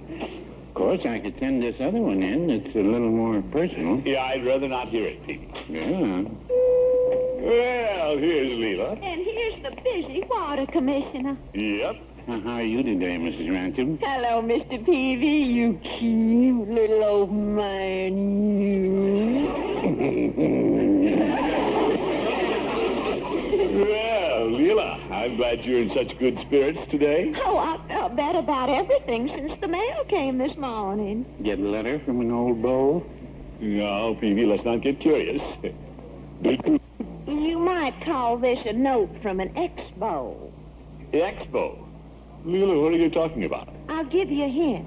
As far as Leela's concerned, he's so much water under the bridge. But, Leela... I got your invitation to comment on the way you run your water department, Throckmorton. Uh-oh. I've been working on that, too. Mr. Peavy, may I use your stamp machine? Yes, ma'am. Mr. Peavy, what do you think of a city official who has dates at the office and tells the mayor he's working nights? Doesn't sound very good. No, Leela, if that's your complaint about the water department, why waste the stamp? I'll take it now. Oh, this doesn't happen to be addressed to you, Throckmorton. It doesn't? I just assumed you wanted the letters to go to his honor, the mayor. The mayor? Well, you're going to show them to him anyway, aren't you? Well, the good ones. Yeah, I mean, Leela, let's order lunch and talk this over. Order anything you want. Yeah, this looks like a good time to take your order. Throckmorton, I consider cooperating with your plan much more important than lunch. But... And before I do another thing, I want to get this letter in the mail. Yeah, wait a minute, Leela. Leela! Oh, well, she won't mail it. She won't get me in Dutch with the mayor. No, I wouldn't say that.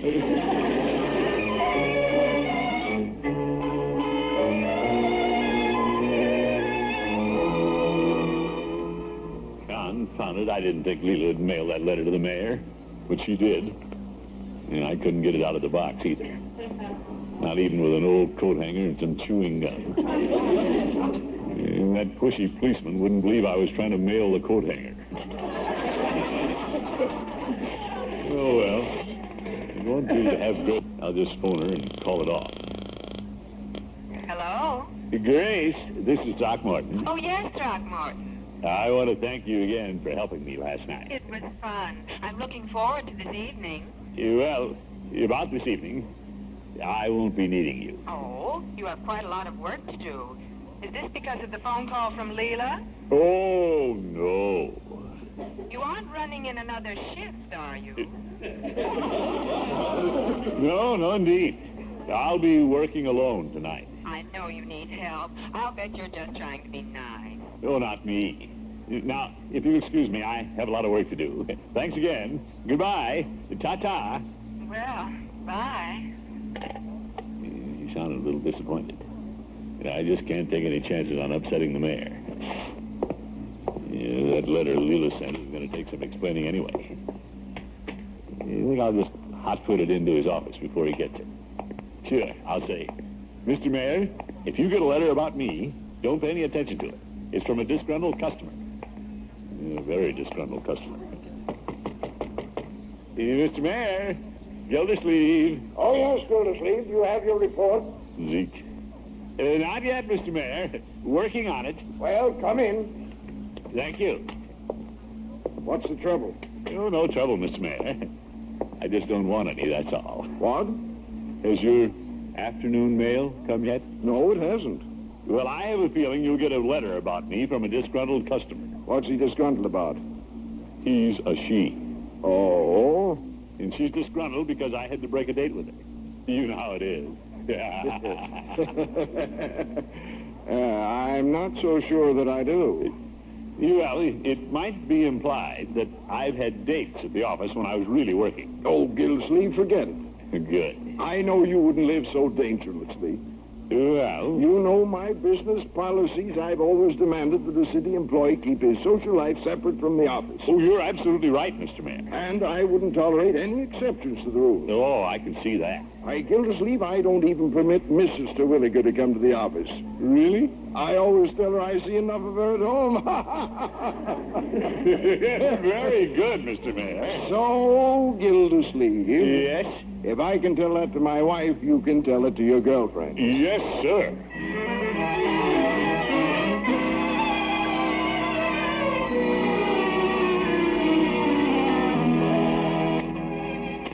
Total gallons of water.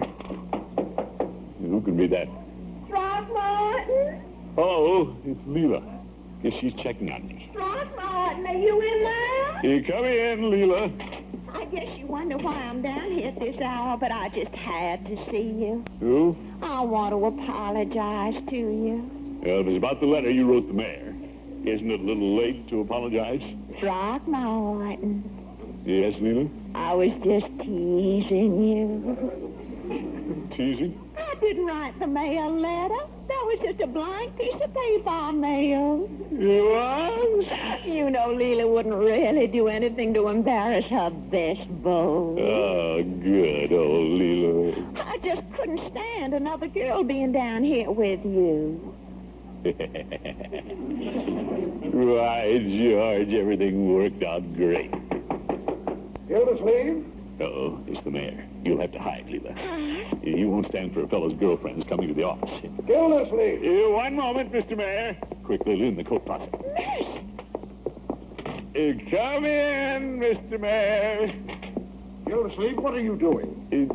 Just filing things away. Oh, well, I was just leaving my office, and I thought I heard a woman's voice. A woman? In here? Throckmorton? Grace. Oh, excuse me, Mr. Mayor. Throckmorton, after you phoned, I felt I really should come down. Aha! Now, Mr. Mayor, Miss Tuttle is Leroy's teacher. Well, what is she teaching you? She came down to assist me with my work. Gildersleeve, this is highly irregular, but if she's helping get out the report... If she's helping, I'm going to help, too. Why, he even has them coming out of the woodwork. Gildersleeve!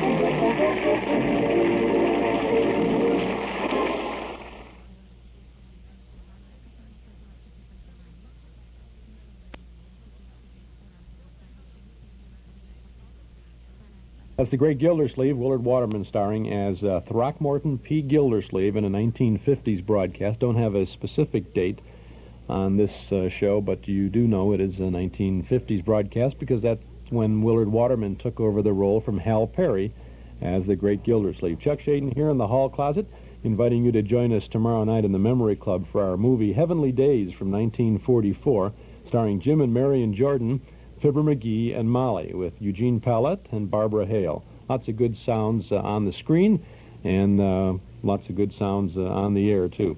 Fibber McGee and Molly tomorrow night in the Memory Club at Northwest Federal. We'll be right back. This is a true story. One day the man from Frigidaire walked into Townhouse TV and Appliances and asked owner Mike Moore if he was a good sport. Mike was, he admitted, a very good sport. So the man from Frigidaire talked him into buying 200 matching Frigidaire washers and dryers in Poppy Red. Poppy Red. Now Mike Moore at Townhouse is looking for 200 more good sports out there in Radio Land. And if you are a good sport, you'll get a good deal from Townhouse TV and Appliances, 7243 Touhy Avenue, just west of Harlem. You can get a deluxe Frigidaire washer and gas dryer for only $498 if you're such a good sport that you can fall in love with Poppy Red. Now, this very same washer-dryer combination from Frigidaire sells for $100 more in white, gold, green, or copper. That's right. $100 more than the same units in Poppy Red. So if you're a good sport and a good bargain hunter, and if it doesn't matter what color your new Frigidaire washer-dryer combination is, you can get a good deal from the good sport at Townhouse TV and Appliances, 7243 Touhy Avenue, just west of Harlem. Open Monday, Thursday, and Friday nights till 9, Saturday until 5. 1930 in Corbin, Kentucky, I opened a restaurant, and my regular customers knew me as Harlan. Folks farther away, though, called me Colonel Sanders. I had a good business, and lots of customers became my friends and looked forward to coming in. Then a big superhighway was put in, and I had to move on. I was 66 then. Most thought I'd retire, but no sirree, not with all of those people out there that had come to know and love my Kentucky Fried Chicken. Why, for years I'd been developing and perfecting my special seasoning of 11 different herbs and spices, blending them together just so they complemented the flavor of my chicken. Why, when I served my Kentucky Fried Chicken dinner with all the fixings, I believed I'd given someone one of the best meals the American table could afford. I think of my Kentucky Fried Chicken dinners as North America's hospitality dish, and I hope that you'll help yourself to it real soon. Real goodness from Kentucky Fried Chicken.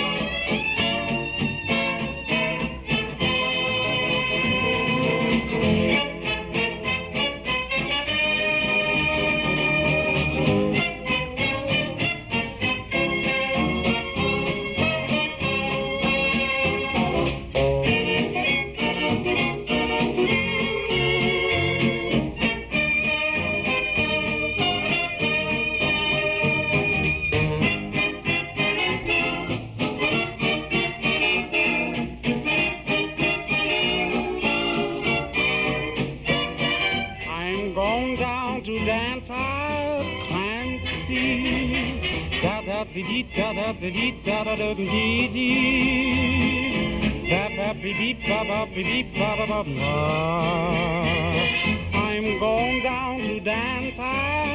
Clancy's.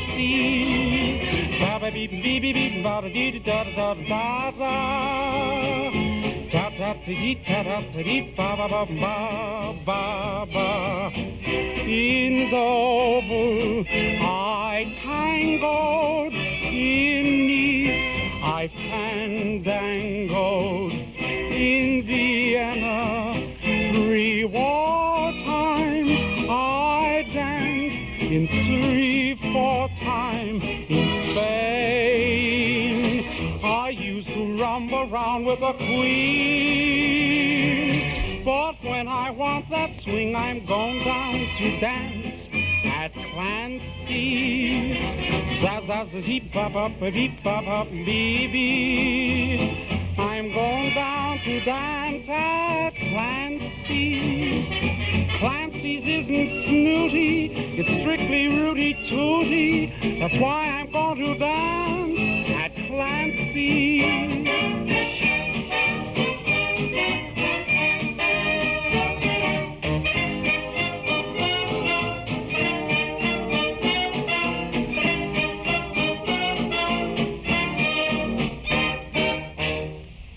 The question isn't whether you can afford a subscription to the Wall Street Journal. The question is, can you afford not to read the Wall Street Journal every day? In one recent week alone, the Journal reported on why the basic no-frill home that was such a hot seller a few years ago is now getting the cold shoulder from buyers. The Journal also examined America's sweet tooth and the current battle between cane sugar and corn sugar producers.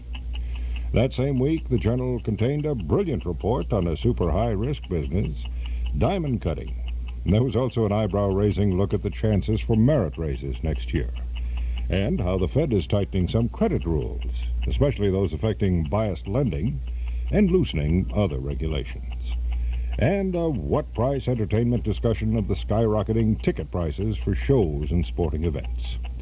Every day there are facts, figures, ideas, insights in the Wall Street Journal. Really now, can you afford not to have a subscription? Now you can get a subscription rate that really saves you money. 13 weeks of the Wall Street Journal. That's 65 copies for just $11.18. Only 86 cents a week. Just call 943-7474. 943-7474. You'll be billed later.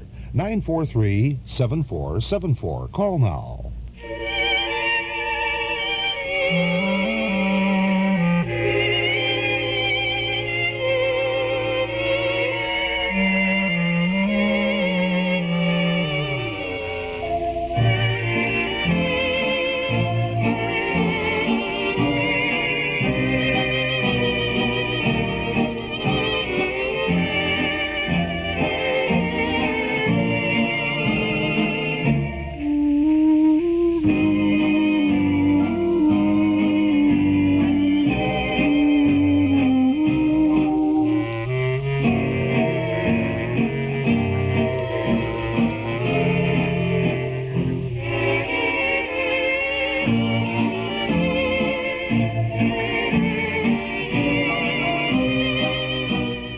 Clock up on the studio wall says it's time to go for now, but we'll be back again tomorrow, same time, not tomorrow, Monday. We'll be back Monday, same time, same station, with more sounds of entertainment from the Hall Closet.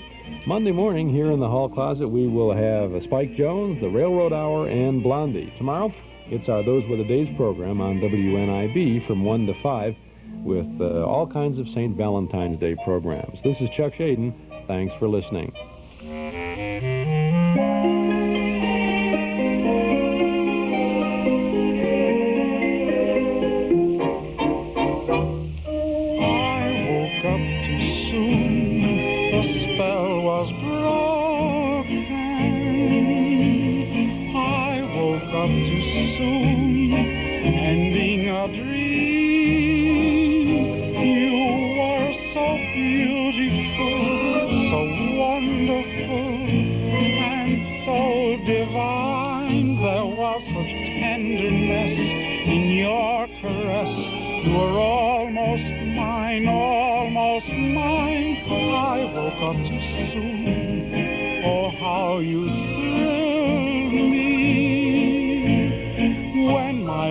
Join your host, Chuck Shaden, in the Hall Closet Monday through Fridays on WXFM at 7 o'clock. The world's largest selection of beautiful new 1977 Cadillacs is on display right now at Mack Cadillac, 303 West Rand Road in Mount Prospect. Every model, every style, every comfort is yours at Mack. Mack Cadillac has served Chicago with the best deals for 50 years. You'll find the highest trade-ins, the largest selection, and the best deals at Mack Cadillac, 303 West Rand Road in Mount Prospect. Experience the new 1977 Cadillac Seville. Feel the plush interior, the smooth, quiet ride. Compare its resale value with other cars in its class. There isn't a better deal to be found, and there isn't a better place to find it than Mack Cadillac.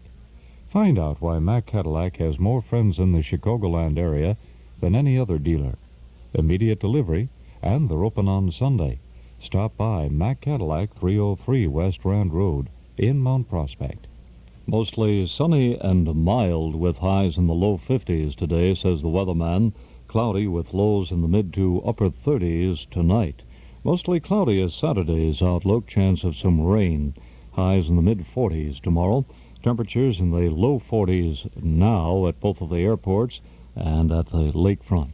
About 5 degrees on the Celsius scale. Our winds are southwesterly at 13 miles per hour, and the humidity is approximately 80%. We invite you to stay tuned for Oak Park reports, and that'll follow right after this.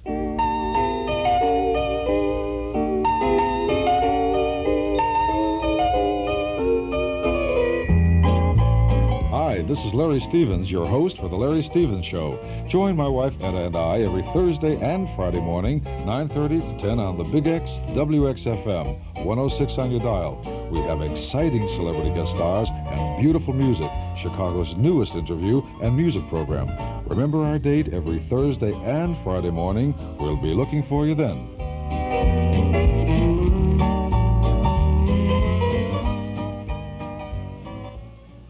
You are listening to WXFM Elmwood Park in Chicago, broadcasting from Sears Tower, WXFM Stereo 106. Join your host, Count BJ, on Journeys in Music, and that'll be on the air this morning at 10 o'clock. It's 9 a.m. in Chicago, and it's time to go out now to Cliff Johnson in Oak Park. Thank you very much, Ron Ray. This is the All-American City, Oak Park, Illinois. And now pushing toward our third year of sitting down and putting it all together. Yesterday, I want to tell you an experience I had and share with you. I was asked to lecture for a noon luncheon club down in the Beverly area. And all the way down in the automobile, I started thinking, well, what shall I talk about? I suppose I would rather hear something about my travels through the Orient and my recent visit into parts of Red China. Or should I just go along and dream up something that off the cuff with question and answer? And all of a sudden it dawned on me, why don't I talk about how Oak Park, Illinois put it all together? And I just wanted to share with you Oak Parkers and those too in the 100-mile area who get on this WXFM a kilocycle of 106, that the room was intense as I told the story of 10 years ago when everybody said, Oak Park has had it, she's going down the drain, the blacks are taking over, we're all through, we've had it, goodbye, baby. And there were a few people who said no. Please, no.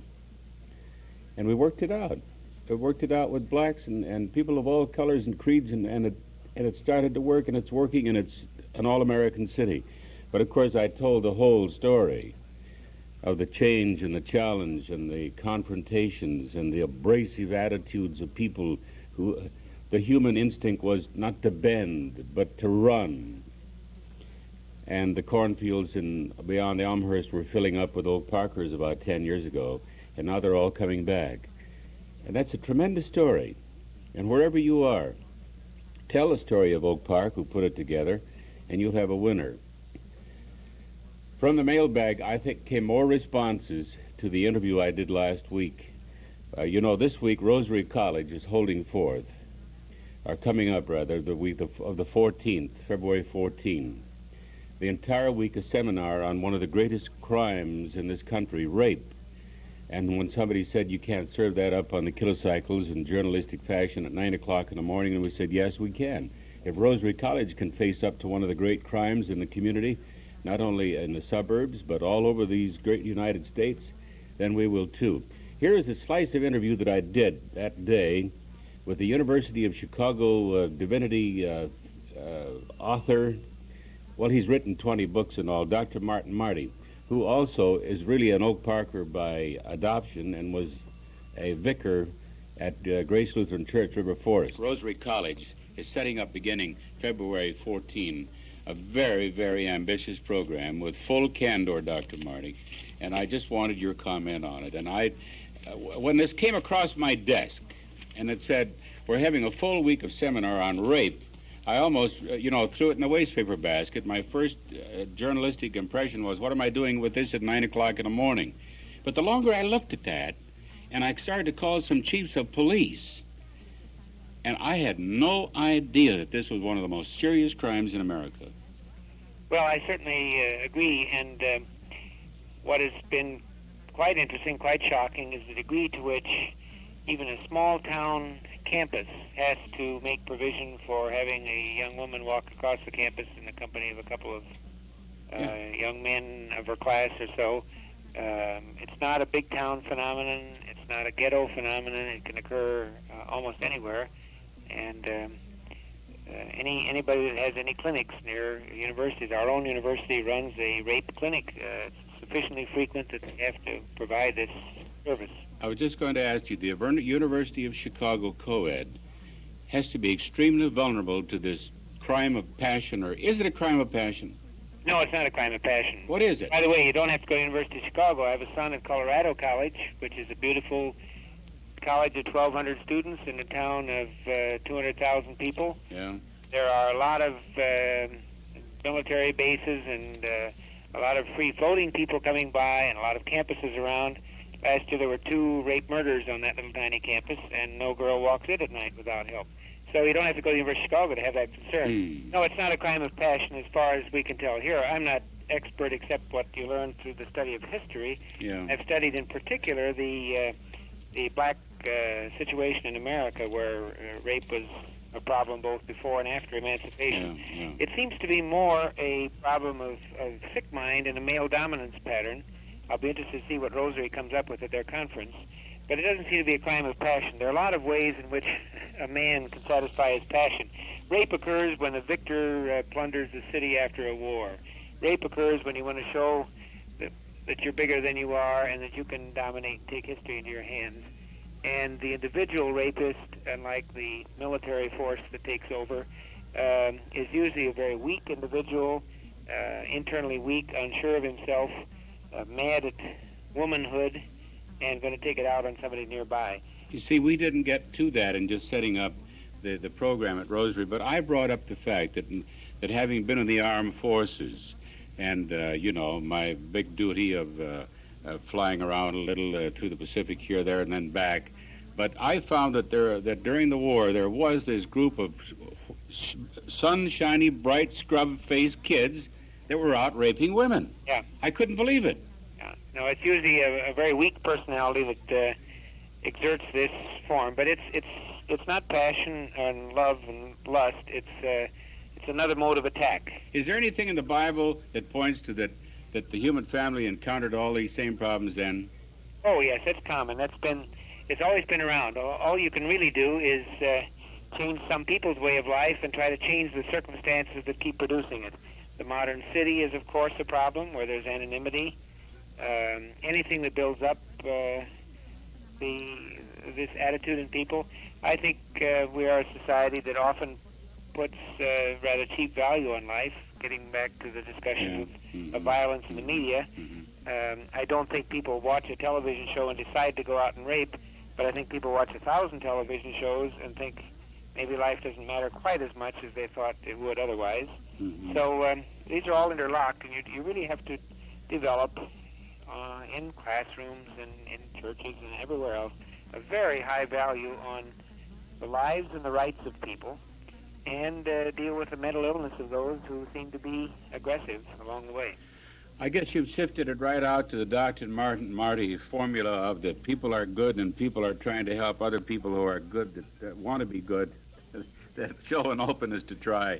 It's nice to chat with you, Dr. Marty. To talk to you.